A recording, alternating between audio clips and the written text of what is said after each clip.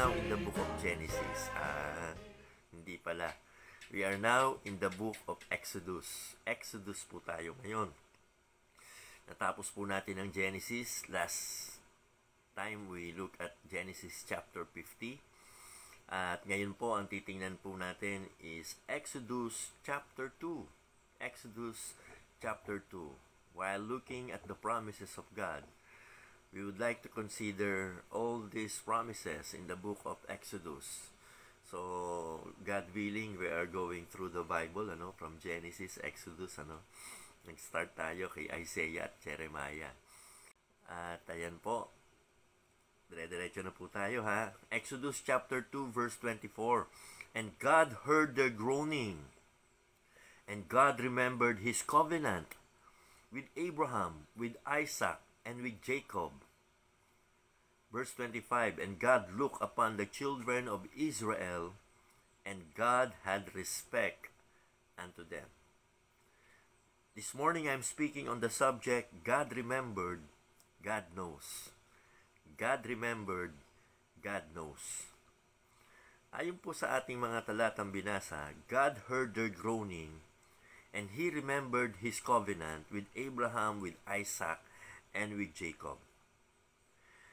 I would say that most people have difficulty remembering some things. There have been important dates we've forgotten and vital tasks that remain undone because they've been lost in our memory. Kung kagaya ko kayo, talagang nako, marami yung mga nalilimutan yung mga bagay-bagay. I know that we use different methods to help us remember things. May mga automatic appointments that pop up on our phone. May mga recurring tasks on our computer, or even the simple but effective pad, paper. Yung mga post-me, ganon.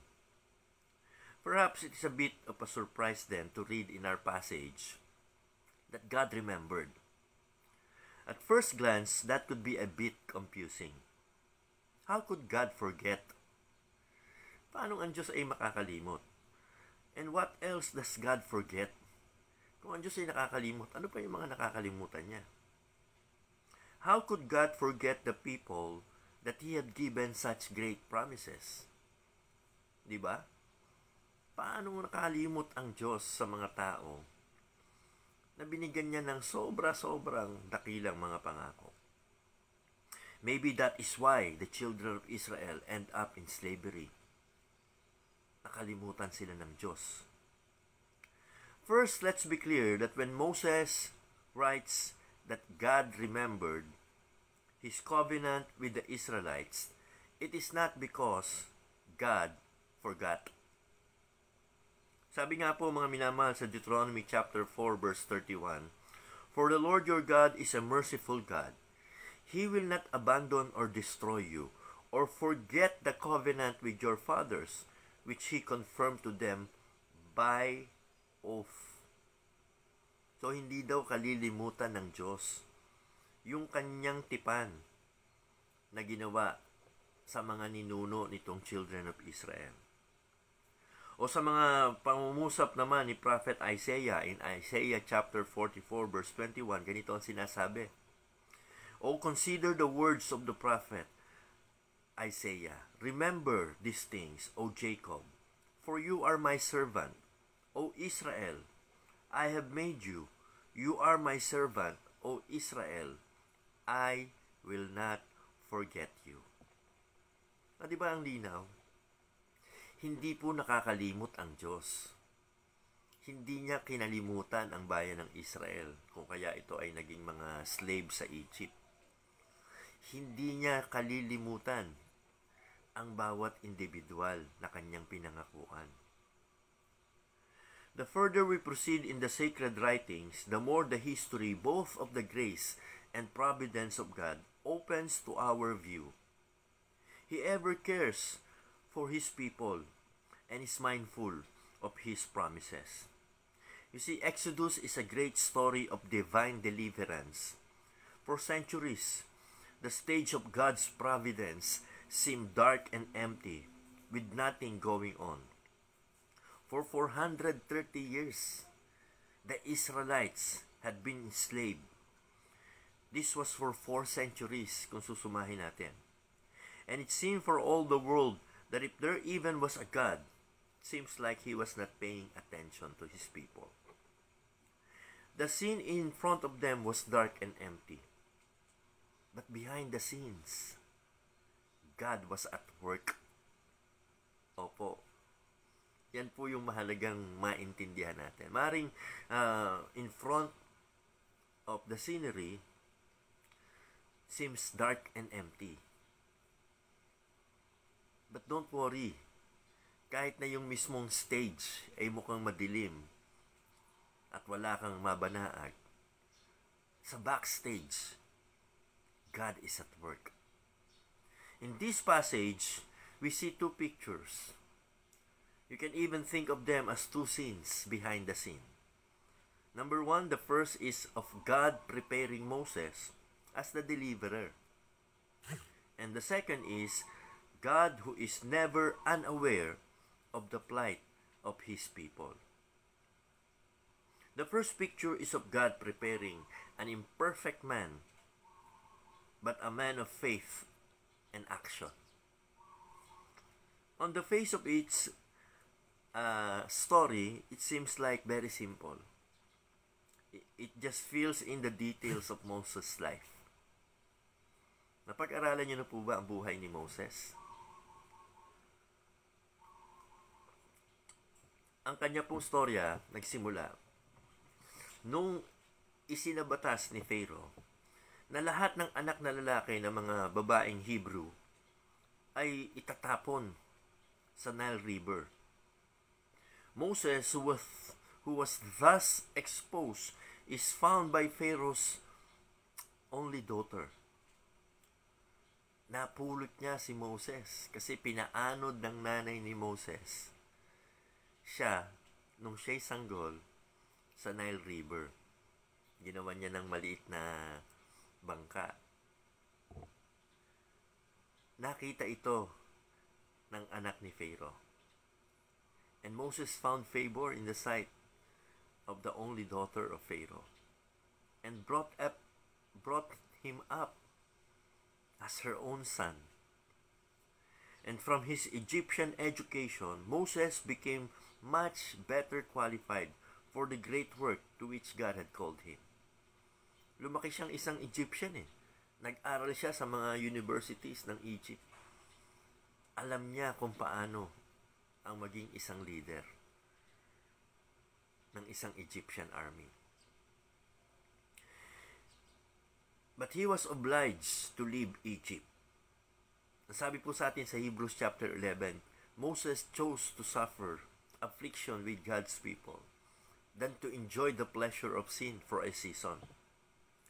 So undoubtedly, he was willing to leave the land na kung saan siya ay lumaki at maging prince para pakisamahan lang yung kanyang mga kapwa Israelites.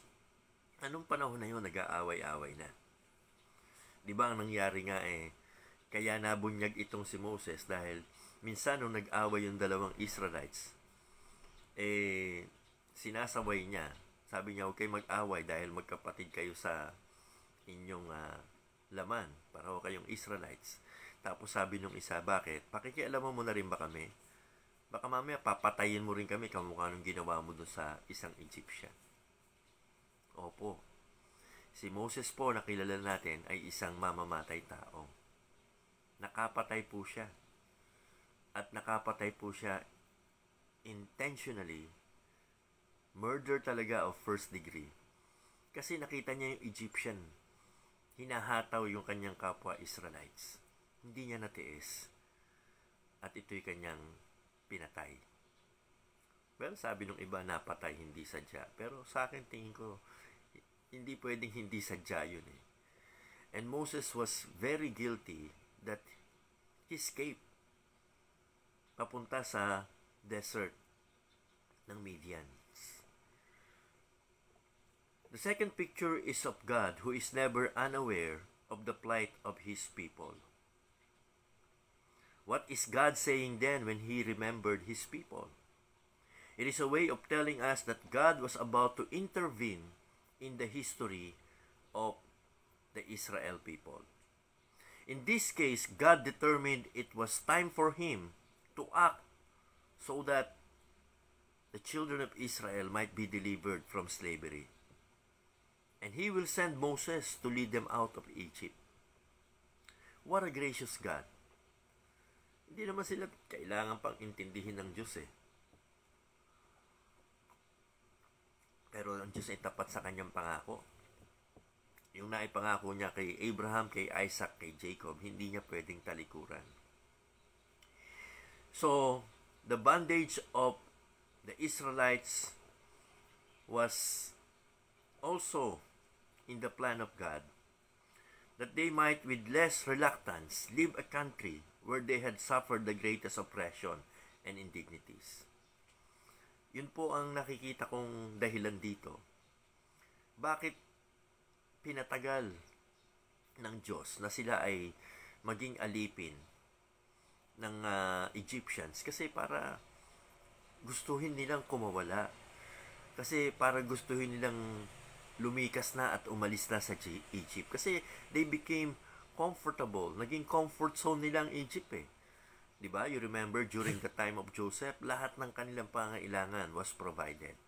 At doon sa Egypt, they became successful and materially well provided.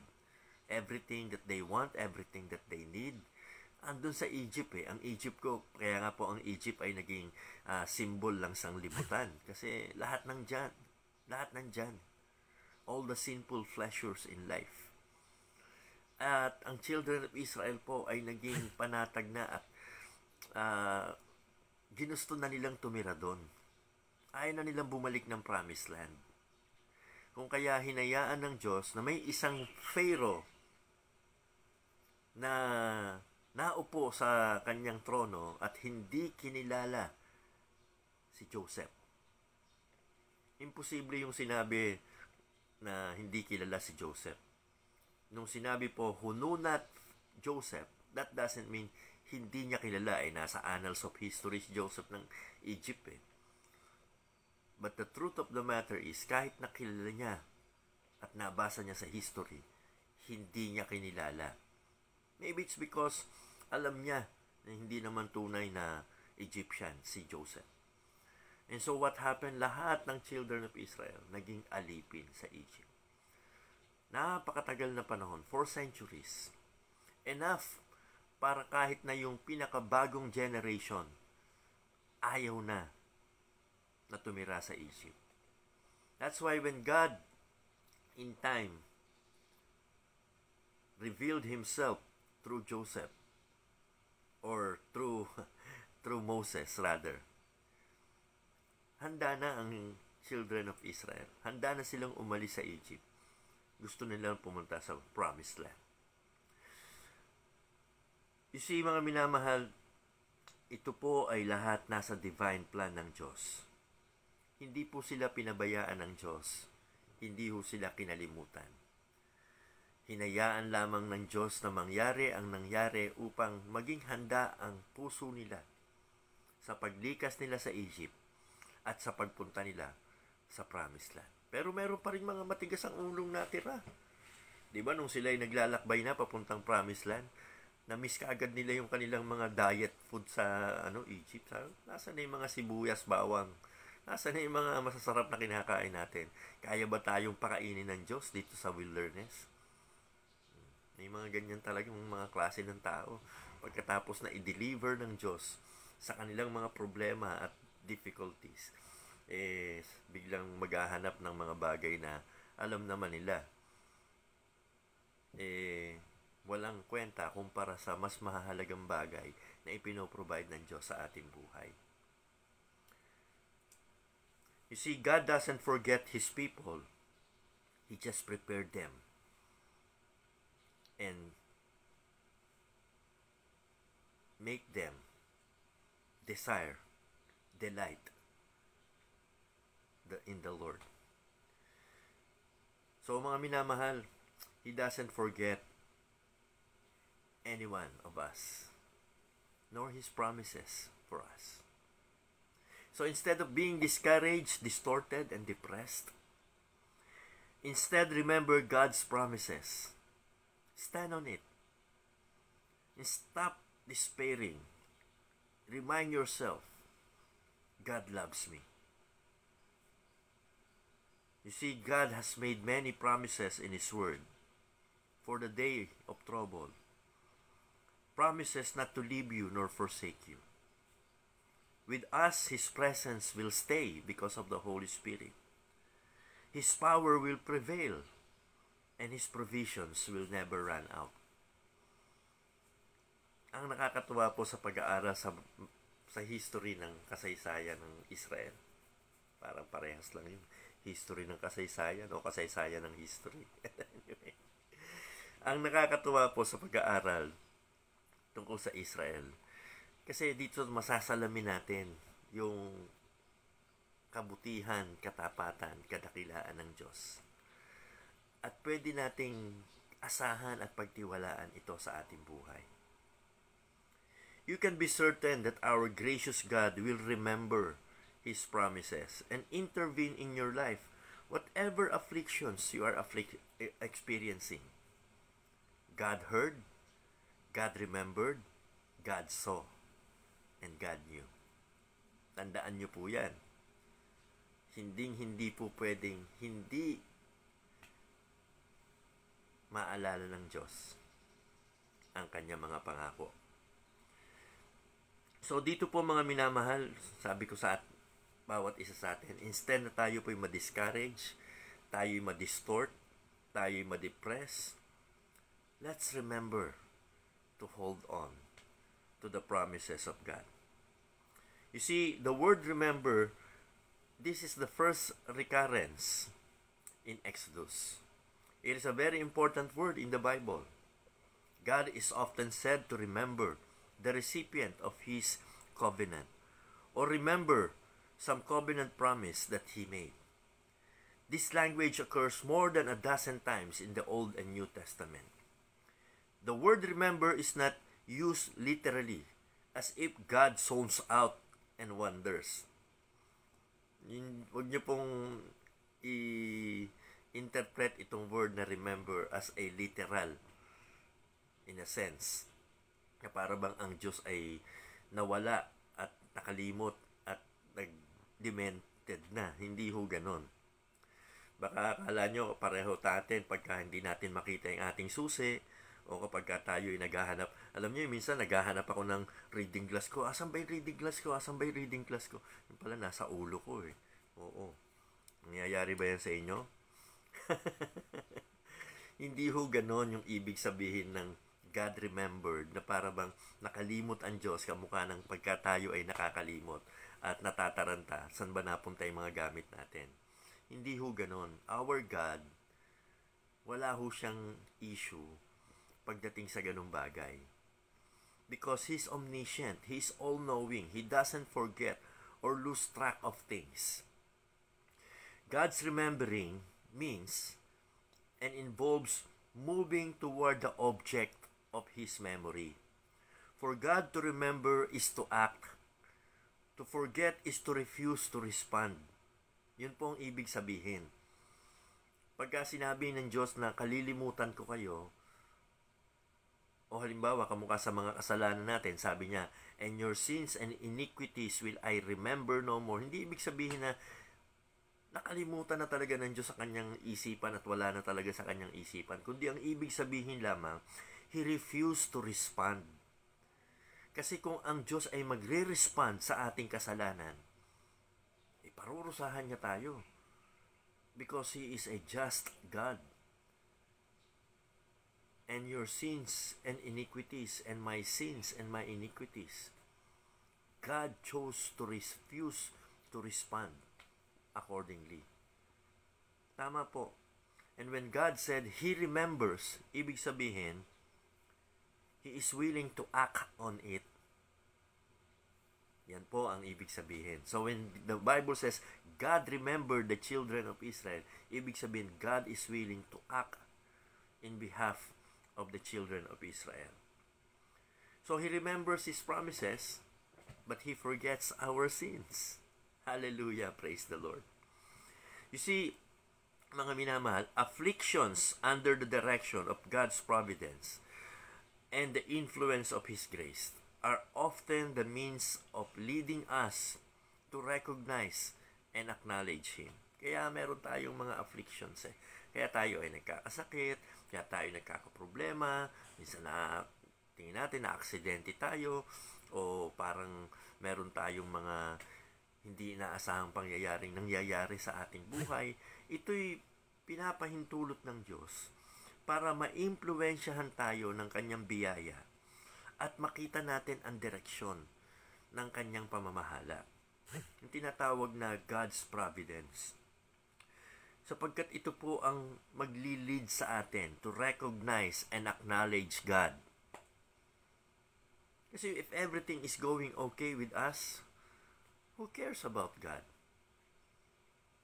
Hindi natin naaalala ang Diyos pag everything is going well sa ating buhay. O siguro, syempre, sisimba-simba tayo, konting pasasalamat dyan, pero yun talagang meron kang malalim na paghahangad na, Panginoon, tulungan mo ko. Panginoon, asan ka?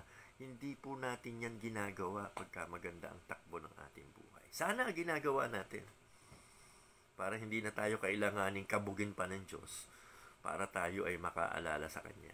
Sana kahit na maganda ang ating kalagayan sa physical na katawan natin, kahit na maganda ang ating kalagayan pinansyal, kahit na maganda ang ating tinatakbo ng ating mga negosyo, pag-aaral ng mga anak natin, o kahit na ano pa yan, when everything is running smoothly, do not lose that sense of emptiness, that thirst and hunger for righteousness, na kahit na meron kanya mga material gains na yan, to you it is not as much important as for you to have your closeness with God. Hindi. Pagka kasi maganda ang ating pamumuhay, nawawala yun eh. Nawawala yung uhaw, nawawala yung gutom, nawawala yung paghahanap natin sa Diyos. Kaya po si David ay tinawag na a man after God's own heart kasi it does not matter kung ano ang kanyang sitwasyon. Ang laging prinsipyo ni David sa buhay, sabi niya, when thou saidest, seek ye my face, thy face, O Lord, will I seek. So mga minamahal, in time of our prosperity, let us not harden our hearts to the Lord. When the Israelites were sorely oppressed, they began to pray and probably cry for mercy. Ganyan tayo, di ba? We cry for mercy. We pray for blessings. Kasi walang blessing eh. Kasi may pangangailangan tayo eh. Pero pag may blessing na, ay nako. Swerte na lang ng Diyos kung maalala mo. So, are you confused about what God remembers and what He forgets? Ulitin ko. He remembers His promises. He remembers His people. And He forgets their sins. Purihin po ang Panginoon. And when we say God forgets our sins, it does not mean na hindi niya alam, hindi na niya naiisip, o wala nang kwenta ito sa kanya. Hindi po. But it simply means He refused to respond.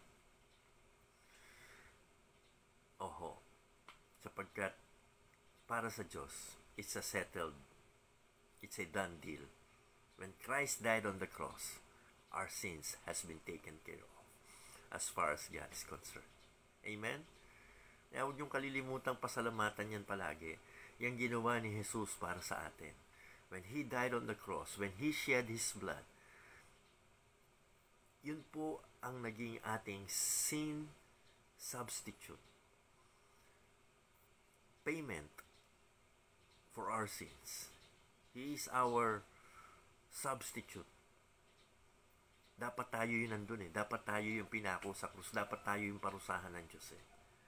And what Christ suffered on the cross is vicarious. Ibig sabihin,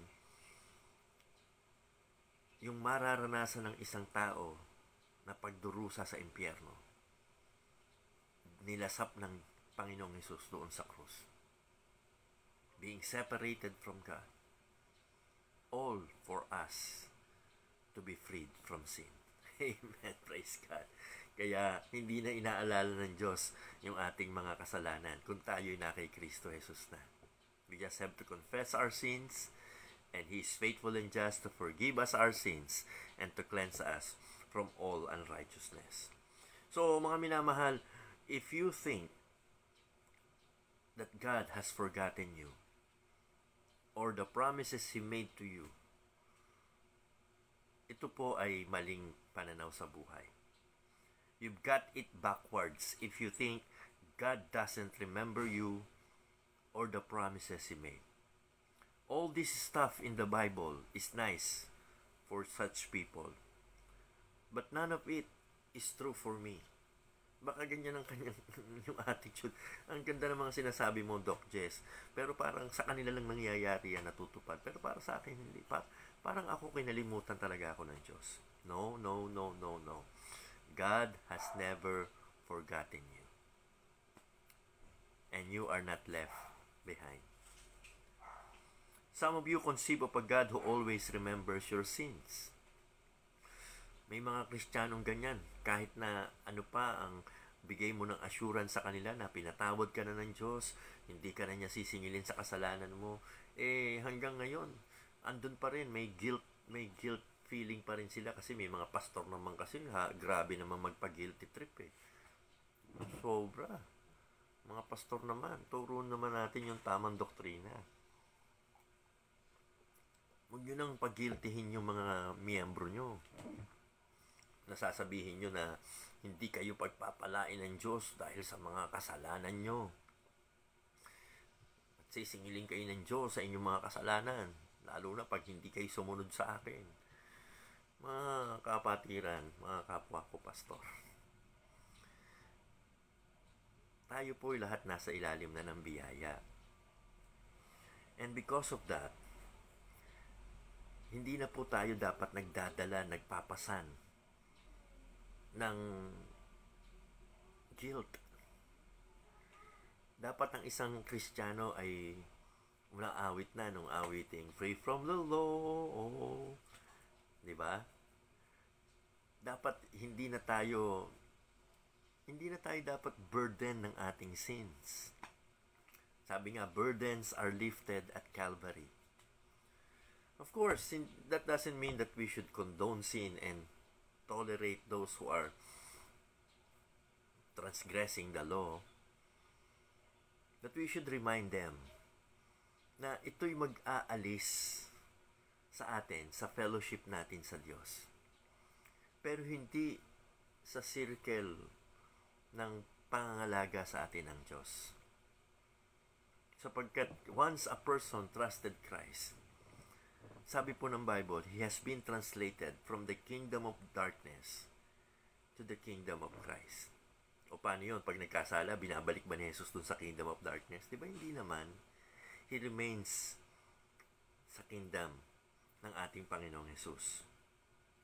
So, if you think of a God that way, as some people think that we have a God like that, one who's always nitpicking and fault-finding, my fellow hopers, we have a God who never forgets His promises, but who takes our sins and buries them in the merciful ocean of divine forgetfulness. Kaya nga po, inaawit-awit natin, di ba? In the sea of God's forgetfulness, that's good enough for me. Praise God, my sins are gone. Ulitin ko In the sea of God's forgetfulness, that's good enough for me. Praise God, my sins are gone. O, yung isa pang awitin, it is well with our soul. Bakit? Ang sabi po doon, My sins not in part, but the whole was nailed to the cross, and I bear it no more. Praise the Lord, oh my soul. Diba? We should bear it no more.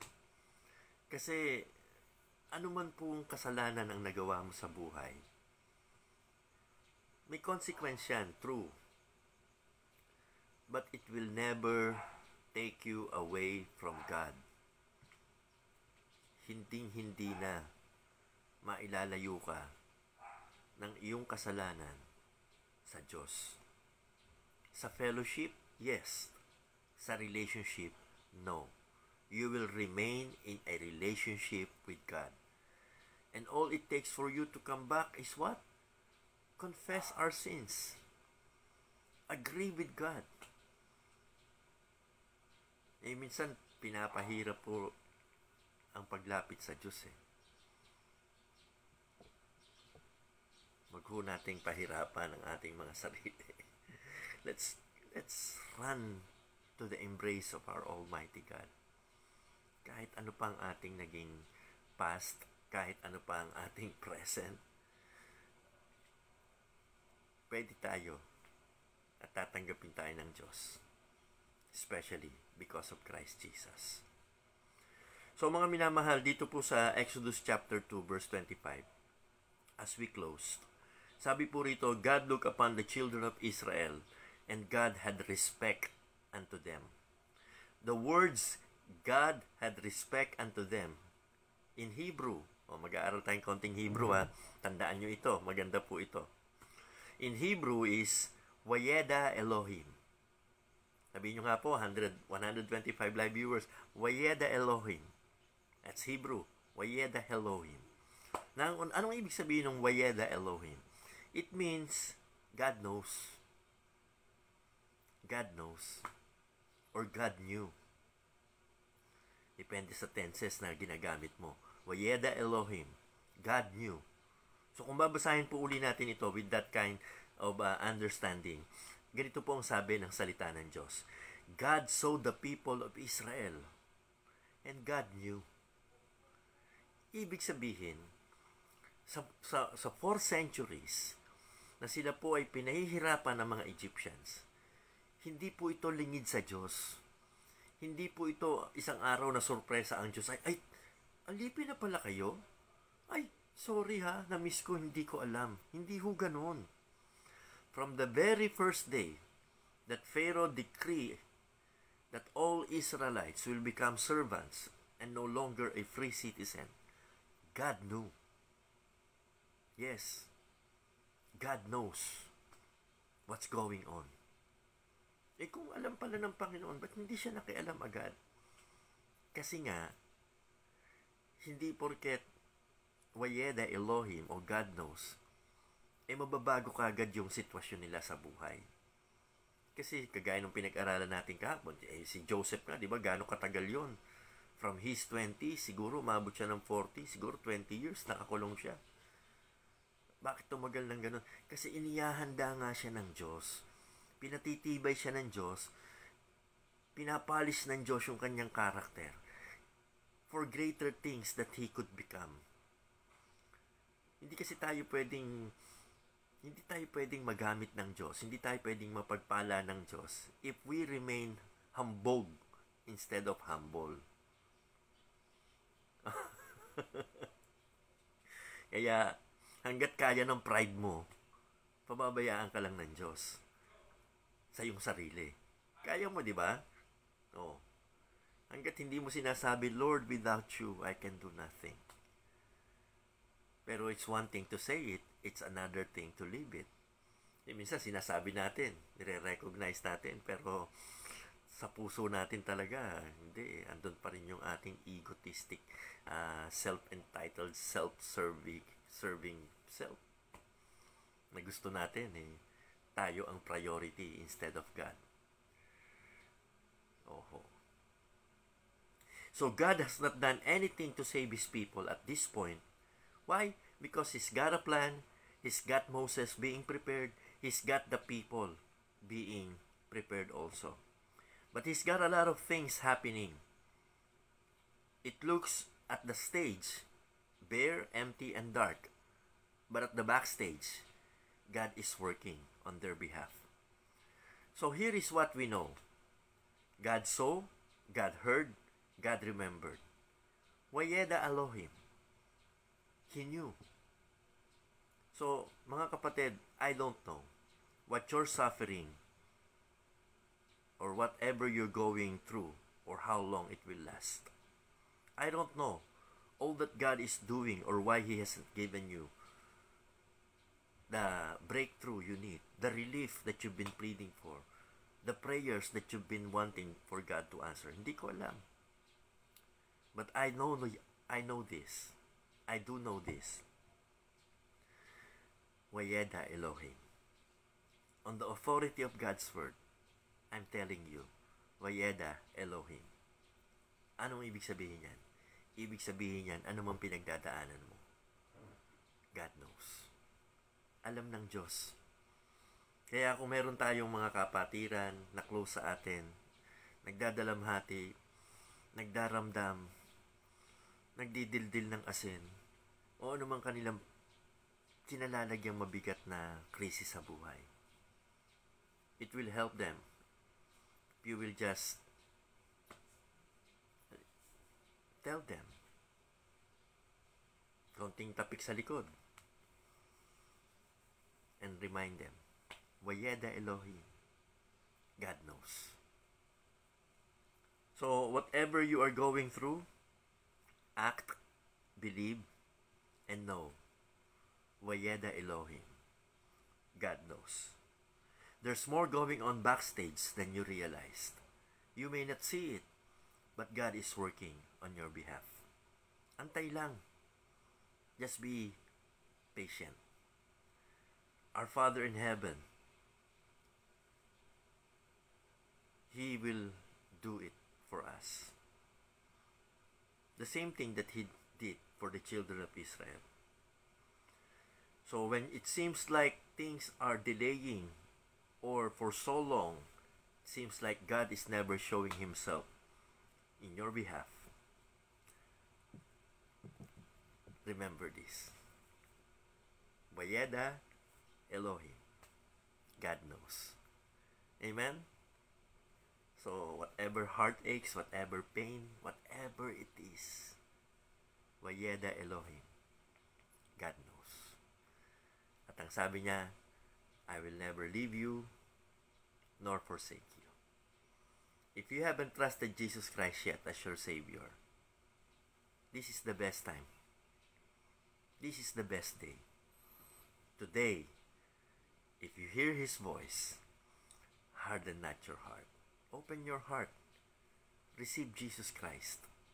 Trust Him. Not your religion, not your righteousness, not your religious leaders. But trust the redemption that is in Christ Jesus. At ikaw ay magtiwala sa Kanya, sa Kanyang ginawa sa krus, para sa katubusan ng iyong kaluluwa. Salamat po sa ating mga fellow hopers. Tandaan po ninyo, as life goes on, hope goes on. Push. Pray until something happens. Ngayon, dadagdagan ko pa. Wayeda Elohim, God knows. Salamat po. Tayo po ay mananalangin. Let us pray. Father in heaven, thank you for your love. Thank you for the fact that we learned this morning, whatever we're going through and how long it may be, you assured us na hindi mo kami nakalimutan at hindi mo kami napabayaan. Wayeda Elohim, God knows. And as long as we can rest on the fact that God knows what's going on sa aming buhay, we can rest by faith that in time, according to your plan, you will make everything beautiful in our life. wayward na anak, yung financial breakthrough, yung trabaho na gusto naming ma-achieve, yung business na gusto naming ma-put up, yung kalagayang physical na gusto naming mag-improve, yung long time hidwaan sa relationship within siblings, within parents and children. Lord, hindi ko alam, hindi ko masabi sa isa kung ano pa ang maaaring maging problema ng iyong mga anak. Maaaring yung kasabikan sa pamilya na makasama dahil sa nandun lang sila sa ibang bansa at they need to earn money for their family and masyado silang homesick. Minsan parang nakakabaliw na. Pero sana angkinin nila itong sinabi ng iyong salita. Vayeda Elohim. God knows. And Lord, as long as you know our problems, as long as you know what we're going through, we will trust you. We will rely on you. That you will take care of these matters. One day, in your own plan, aangkinin namin ang pangako mo that all things will work together for good to them that love God, to them who are the called according to His purpose. We pray for all pastors who were with us this morning. Strengthen them, provide for their needs. At salamat po sa lahat ng nakikinig, all our hopers. Bless them. Use them for your glory. In Christ's name we pray. Thank you, Lord. Praise God, from whom all blessings flow. Thank you. In Jesus' most precious name. Amen. Amen and amen. Yan. Nanatili sa atin ang 110 live viewers until the end. God bless. Salamat po sa mga panalangin. Salamat po sa mga papadala ng inyong mga encouraging note. Po. Pag sinasabi nyo kayo ay nabe-bless na rin po kami dito sa Hope Goes On. Thank you for keeping with us. At sana po kayo po ay mag-subscribe sa ating YouTube channel. Have a great God day. God bless.